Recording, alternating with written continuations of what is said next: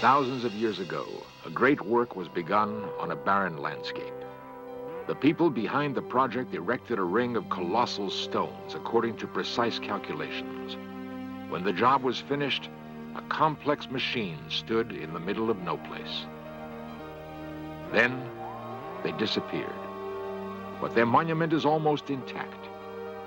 It is called Stonehenge. The glow of ancient knowledge has faded, but a strange power still seems to linger over the stones.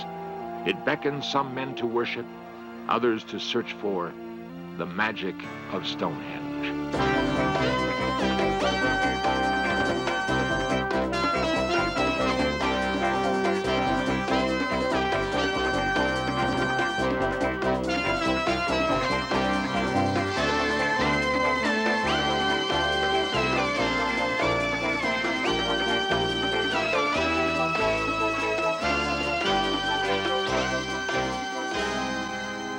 The architects are unknown. Their purpose has been forgotten. But for many, the magic of Stonehenge is still fresh.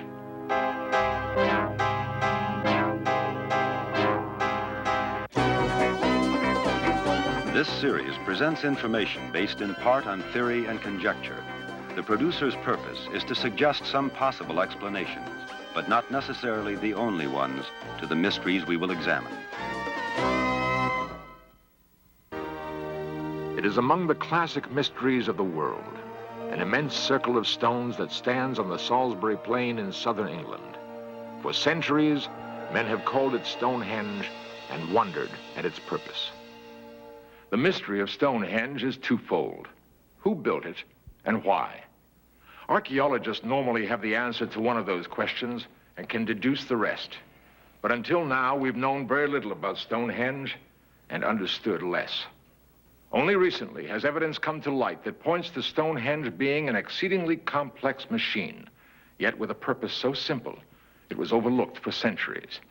But finding the why of Stonehenge only increases the mystery of who built it. Stonehenge is a puzzle that seems to defy the usual methods of archaeology. There are no written clues to explain it. Theories that it was a city of the dead or a pagan temple of sacrifice have been based as much on pure speculation as on evidence. The first breakthrough in understanding came in the mid-1960s, when a young astronomer entered the search. It was a solution based on pure numbers and pure directions. And his name is Gerald Hawkins, author of Beyond Stonehenge. And strangely, it did require a new look. It required perhaps an astronomer to look at it as I did. And just looking through the archways, I felt that it must be more than a temple.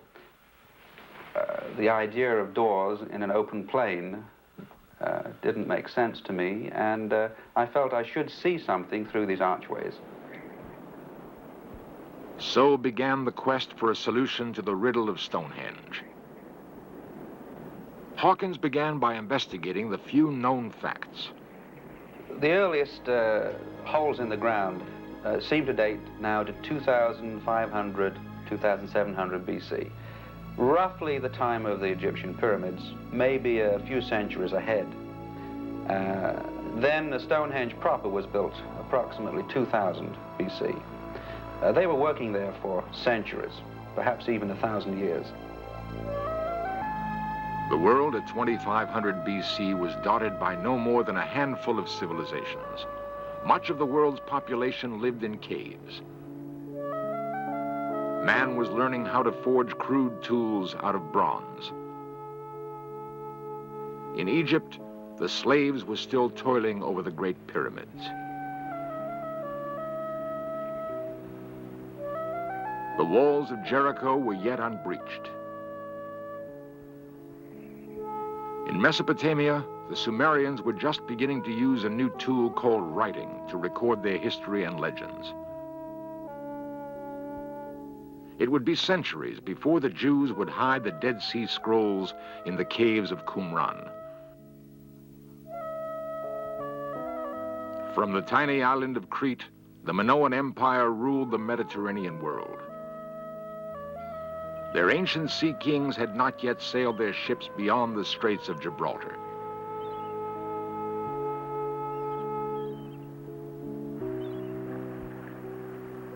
No explorer had touched the shore of North America, crossed its wide expanses, or glimpsed any of its wonders. Yet in that remote time, an army of men was mobilized on the Salisbury Plain to build Stonehenge. Why?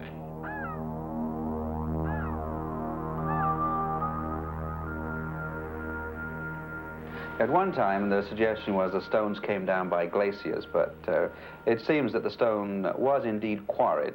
We have pretty well proof that it was quarried because recently museum replicas went there and found a stone with an actual drill hole. We have a sample of it here. It was cut into and shows the two halves.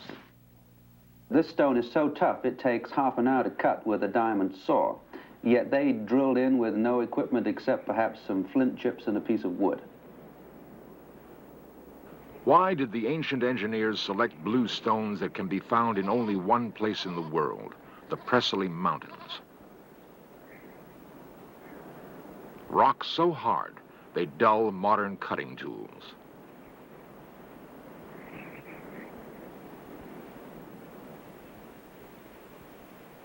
This is one of the inner circle of bluestones which geologists have found were brought all the way from the Preseli Mountains in Wales. And it does seem that there is really only one place in the world where they could have come from. But there is also a theory that... Another investigator, Francis Hitching, has been probing the legends of Stonehenge, groping for a key to unlock its mystery. There's still a lot of unanswered questions, the main one being, why on earth did they bother to put up these as opposed to those? What special kind of power did these stones contain? Hitching believes that for the ancient Britons, the countryside was alive with supernatural spirits, and that even the rocks were endowed with magical powers. Local folklore is rich with tales like that of the Devil's Heel. It is said that the devil stalked the woods one night and left his mark in stone. According to another legend, 9 maidens were frozen into stone when the morning light caught them frolicking on the moors. Other rocks were thought to dance on midsummer's morn. It was a matter of firm belief that evil spirits presided over certain boulders, like the hunchbacked gnome that lurked under a roof of stone, or the witch who cast a spell over Tinglestone, making it unsafe to touch after dark. Positive powers were attributed to other monoliths, like the one called Stanton Drew, which could supposedly cure a sick child of the pox. Or the Fairy Stone, which was believed to emit a strange energy, like an electrical charge. What all these legends add up to, it seems to me, is that a certain kind of power existed in them and was known to the people at that time. And as recently as a couple of years ago, there were reports of witchcraft ceremonies taking place in a series of stones called the Rollright Stones in the Midlands. From the Presley Mountains, where the Stonehenge rocks were quarried, they were hauled some 240 miles across the landscape of England.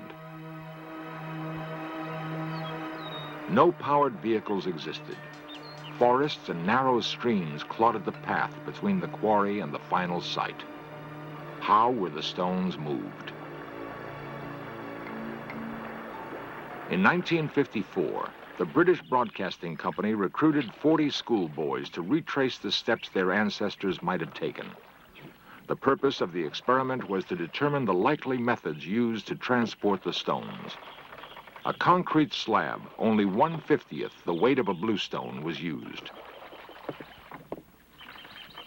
Nothing like this astonishing feat of transportation was ever attempted by any other people in prehistoric Europe. Their task was so arduous that later generations believed the builders must have been aided by the magician Merlin. According to legend, Merlin made the stones so light that they could float on water. But there were still casualties along the way. If magic is excluded as a source of power for the Stonehengers, then most of the population of southern Britain must have been involved in hauling the stones to Salisbury. We're speaking very glibly about it. I estimate 1.5 million man-days of work and many broken legs and so on. A drive, an effort, an achievement that they got a great satisfaction out of. As to what was in their minds, at least I have uncovered certain very hard facts, numerical relationships, an interest in precision, an interest in time patterns, and this means something very fundamental to their psychological basis and to their beliefs. What they were doing was a complete entity to them, and it must have been extremely satisfying. They did not do it by being driven as slaves. They did not do it for money because there wasn't a monetary system. They did it because they wanted to. And here we have perhaps the beginning of our civilization, the essence of civilization, a community with a common purpose and a common set of ideas. Surely, the masterminds of Stonehenge could not have inspired an army of workers unless the people were held in the spell of a great, perhaps even magical idea.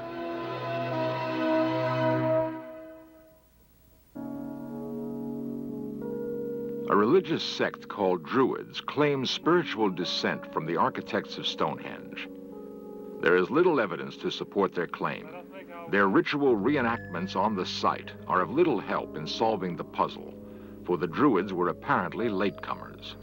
The people who put up Stonehenge came from a time before people could read and write, and really this is one of the big mysteries about Stonehenge, how they came later on to have a mathematical, geometrical, astronomical knowledge which seems quite beyond the conceptions of primitive and barbarian people. But perhaps more remarkable than that is the fact that scattered all over Britain are some 300 other circles, some of them still intact, which can do the same job. And the man who has discovered this, spent half a lifetime doing it, is Professor Alexander Thom.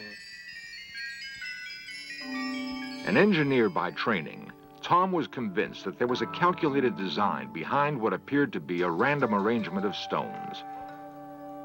Using advanced mathematics, Thom was able to prove that the stones were aligned both to one another and to the movement of the planets in the night sky. The implications of his discovery are staggering. It now seems possible that the whole of prehistoric Britain was landscaped according to a deliberate and far-reaching plan.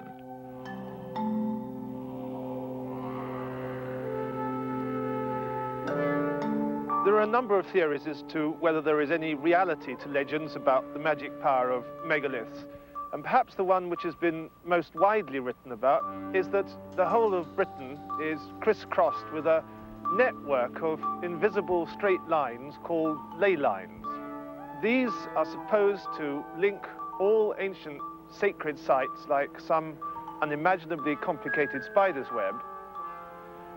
And the stones, all the sites, burial mounds, tombs, they're supposed to have been put on certain key places which were chosen because they had some kind of power. Fortresses were built atop sacred mounds, as if to absorb the power of old ruins. And monks erected churches on sites where pagan priests once gathered to recite magical incantations. In folklore, some key sites retained their magic long after the builders disappeared.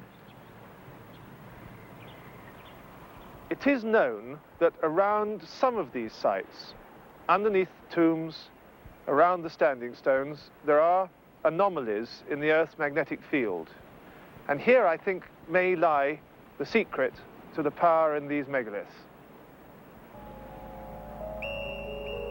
If Francis Hitching's theory is correct, What prehistoric man called magic may have been akin to 20th century electromagnetic energy.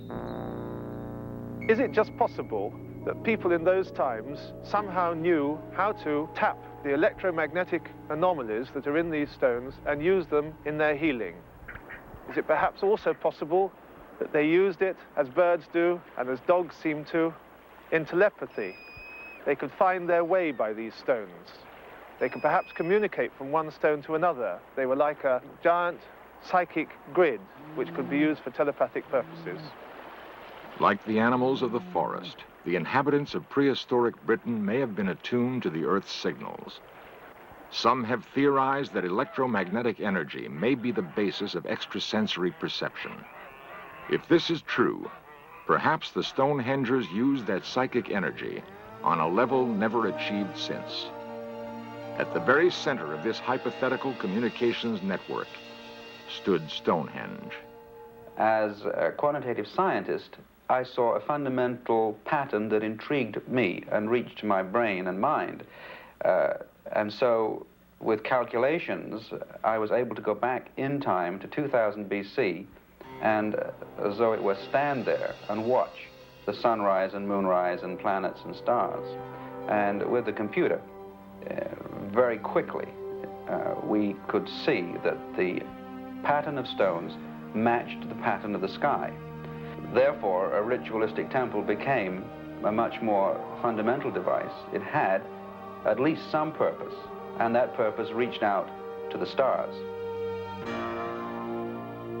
With the aid of a computer, Dr. Gerald Hawkins was able to do what no man before him had done: prove that Stonehenge was in part a calendar and an observatory. Each giant block points to a specific position of a planet or star as it moves in its journey across the heavens. In such a way, sky and earth were inextricably bound through a Stone Age machine. The most celebrated alignment is the heel stone that points to the rising sun on midsummer's morn. The popular assumption is that the Druids used the site for rituals of incantation and human sacrifice. But were they the designers of Stonehenge? Archaeologists and antiquarians have argued for centuries about who put up this great erection of stones here.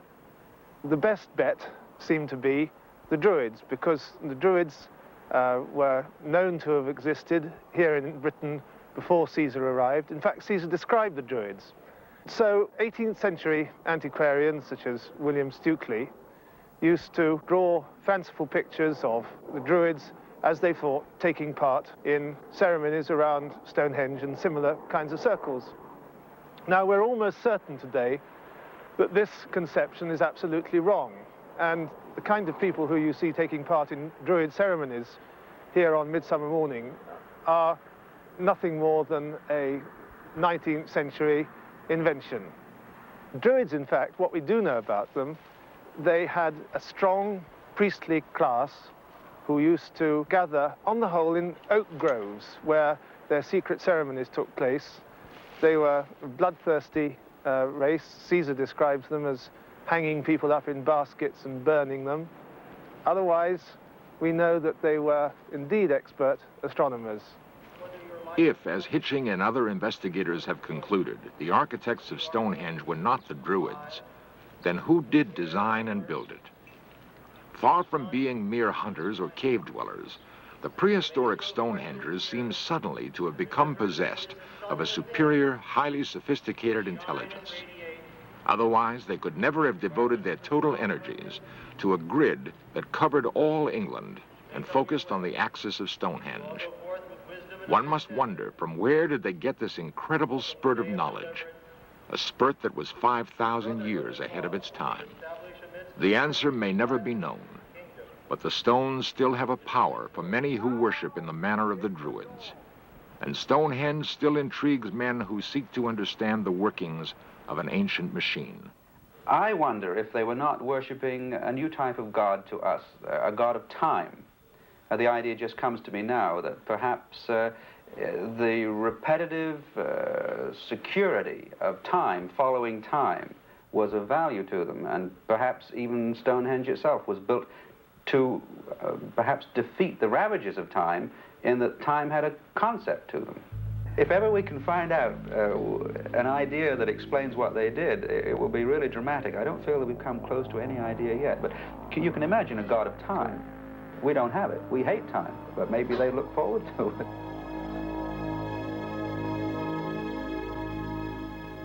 What were the Stonehengers looking forward to? Was it merely the observations of the cycles of time or the predictions of eclipses? Or did they expect some even more magical communication from the outer cosmos, where time has no limits?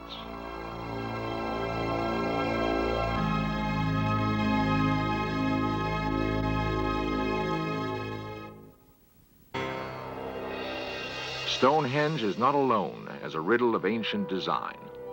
In the thick jungles of the Yucatan Peninsula, an ancient observatory called the Caracol charted the phases of Venus as accurately as 20th century telescopes. Buried deep within the same jungle, a Mayan pyramid was aligned to the midsummer's sun. 6,000 miles away, Egyptian pyramids mapped the rising and the setting sun on the same day. And in the distant past of India, holy men gathered to watch the sky. For what were they waiting?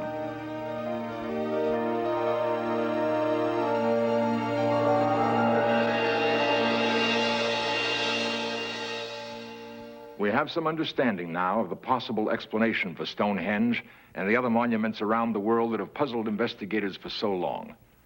The question which still eludes us is who erected these working monuments? Clearly, they were the work of people more advanced than we had thought possible for that time. We can speculate that our ancestors were possessed of knowledge that was somehow lost to succeeding generations. Or perhaps they had help.